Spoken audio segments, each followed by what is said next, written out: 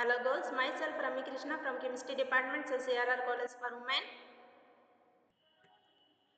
Coming to 3rd BSc 5th semester Chemistry paper 5B. The title of the paper is Inorganic, Organic and Physical Chemistry, and this video topic is Introduction of Carbohydrates. So ఇది కొత్త chapter అనమాట. So ఇప్పుడు మనకి organic కెమిస్ట్రీలో first chapter వచ్చేసి heterocyclic compounds ఉంటుంది, అలాగే second chapter వచ్చేసి కార్బోహైడ్రేట్స్ ఉంటుంది. ఈ వీడియోలో మనం కార్బోహైడ్రేట్స్ యొక్క ఇంట్రడక్షన్ గురించి చూద్దాం. So carbohydrates are compounds containing carbon, hydrogen and oxygen, and later these are defined as hydrates of carbon and having the general formula CxH2OY. Example C6H12O6, glucose and fructose అనమాట. C6H12O6 అంటే so carbohydrates అంటే compounds containing ఏమేమి ఉండాలి, carbon, hydrogen, oxygen ఉండాలి.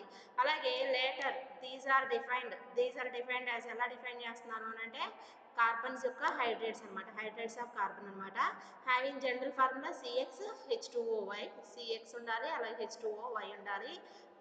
Examples వచ్చేసి glucose and fructose చెప్తున్నారు, sucrose చెప్తున్నారు. Sucrose అనేది కార్బోహైడ్రేట్, ఫార్ములా వచ్చేసి C12H22O11.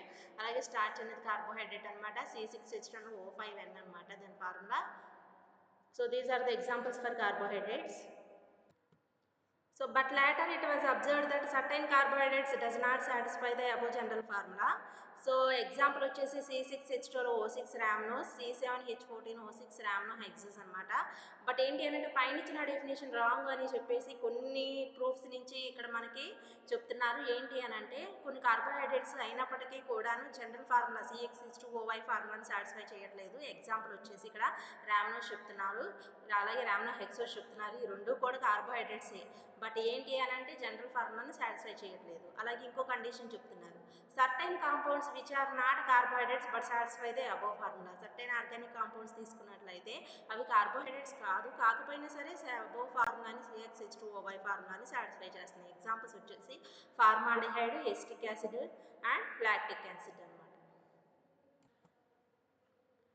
సో ఇంపార్టెన్స్ చూద్దాము. These are used as source of energy in the form of sugars రూపంలో సోర్స్ ఆఫ్ ఎనర్జీ కింద ఉంటాయి, అలాగే in the form of starch రూపంలో స్టోరేజ్ ఆఫ్ ఎనర్జీ కింద ఉంటాయి.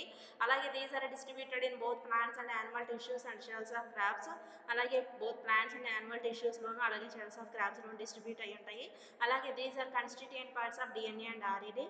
అలాగే these are present in fruits, jams and honey. అలాగే these are also used in papers and paints. So photosynthesis reaction. So plants synthesize carbohydrates by using CO2 and H2O in presence of light. So photosynthesis reaction ఇక్కడ చెప్తున్నారు. So XCO2 plus YH2O అనమాట. Number of CO2 X తీసుకుంటున్నారు, H2Oని Y molecules తీసుకుంటున్నారు. ఏం form చేస్తుంది, CxH2O అంటే దేని general formula, అది కార్బోహైడ్రేట్స్కి అనమాట. So in presence of light and chlorophyll ప్రెజెన్స్లో ఈ రియాక్షన్ అనేది జరుగుతుంది. Next, coming to nomenclature, all the carbohydrates are named by using O's as suffix. So suffix వచ్చేసి ఓస్ అని ఇస్తాము నామినిక్లేచర్లో ఇచ్చేటప్పుడు. ఫర్ ఎగ్జాంపుల్ గ్లూకోజ్, ఫ్రక్టోజ్ ఉందనుకోండి, లాస్ట్లో సఫిక్స్ ఎలా వచ్చింది, ఓస్ అనేది వచ్చింది. అలాగే ప్రిఫిక్స్ ఎలా ఇస్తారు అని అంటే prefix is derived from the historical importance. హిస్టారికల్గా అది డెరైవ్ అయిన దాన్ని బట్టి బేస్ చేసుకుని ప్రిఫిక్స్ ఇవ్వడం జరుగుతుంది.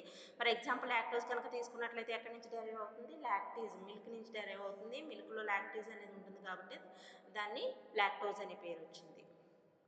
Next coming to its classification, carbohydrates are classified into two types, those are sugars and non sugars. Sugars are of two types, monosaccharides, ఇంకోటి oligosaccharides. అలాగే నాన్ షుగర్స్ ఆర్ పాలీసాకరైడ్స్కి examples starch, cellulose and inulin. ఇప్పుడు ఒక్కొక్క దాని గురించి చూద్దాము. So sugars అంటే ఏంటో చూద్దాము. These are sweet in taste, crystalline and easily soluble in water and are having fixed molecular weight. So monosaccharides examples చూద్దాము. మళ్ళీ టూ టైప్స్ అని చెప్పుకున్నాం కదా, ఫస్ట్ వన్ మోనోసాకరైడ్స్, ఇంకోటి ఆలిగోసాకరైడ్స్. సో అందులో ఫస్ట్ వన్ మోనోసాకరైడ్స్ అంటే ఏం చెప్తున్నారు definition, these are optically active polyhydroxy aldehydes and ketones which does not hydrolysed further అనమాట. Optically active polyhydroxy aldehydes are ketones which does not hydrolysed ఫర్దర్ని monosaccharides అని అంటాం. So these monosaccharides are further classified into two types basing on carbonyl group ను base చేసుకుని monosaccharides two టైప్స్గా divide చేస్తున్నాం, ఒకటి aldoses, ఇంకోటి కేటోజెస్. అలాగే basing on number of carbon ఆటమ్స్ని బేస్ చేసుకుని మళ్ళీ ఫర్దర్గా ఎన్ని టైప్స్గా డివైడ్ చేస్తున్నారు, ఒకటి aldo trioses, aldo tetroses, aldo pentoses, aldo hexoses and aldo heptoses. Basing on number of carbon ఆటమ్స్ని బేస్ చేసుకుని ఇన్ని టైప్స్గా డివైడ్ చేయడం జరుగుతుంది. అలాగే బేసింగ్ ఆన్ కార్బonyl గ్రూప్ని బేస్ చేసుకుని ఆల్డోజెస్ అండ్ కీటోజెస్ కింద టూ టైప్స్ కింద డివైడ్ చేయడం జరిగింది.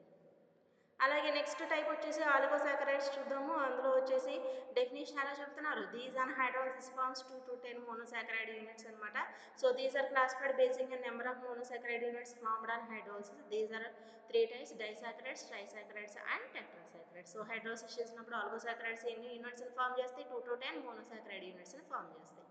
సో డైసాకరైడ్స్ అంటే ఏంటో చూద్దాము. ఇందులో టైప్స్ చెప్తున్నారు. These are hydrolysis yield to same or different monosaccharide units అనమాట. రెండు డై అంటున్నాం కాబట్టి రెండు same or different monosaccharide units form చేస్తే ఎగ్జాంపుల్ సుక్రోజ్ ఒకటి తీసుకున్నాం. హైడ్రోలిసిస్ చేస్తే ఒకటి గ్లూకోజ్ని ఇంకోటి ఫ్రక్టోజ్ మాలిక్యూల్ని ఫామ్ చేస్తాయి.